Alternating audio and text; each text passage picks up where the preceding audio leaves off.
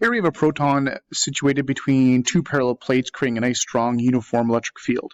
And the proton's starting at rest, and the proton is going to go flying across because of the field, and he hit the opposite side at 7.2 times 10 to the 5 meters per second, and the plates are 65 millimeters apart.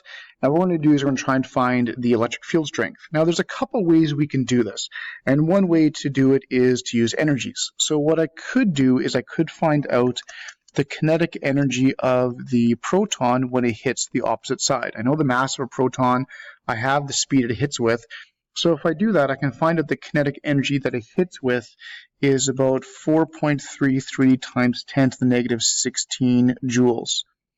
Now, of course, the change in EK is going to be equal to the change in EP, which is going to be equal to the work that's done. And all of these things going from one side to the other can all be found using the nice basic expression QV, which is a nice way to find out the voltage.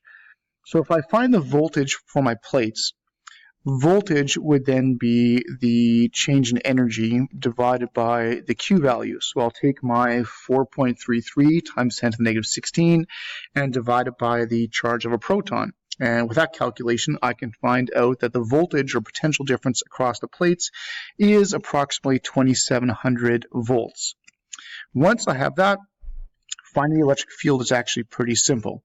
A common way to find the electric field between parallel plates like this is to use voltage divided by the separation between the plates. So I can take the 2700 volts, I can divide it by the 65 millimeters, and if I do that, I can get an electric field of approximately 4.2 times 10 to the 4 newtons per coulomb going across between the plates. Now there's another really common way somebody might want to do this question. Another really common way that somebody might approach the situation is to, instead of working with energies, is to use basic forces and kinematics and that type of stuff, which is perfectly fine.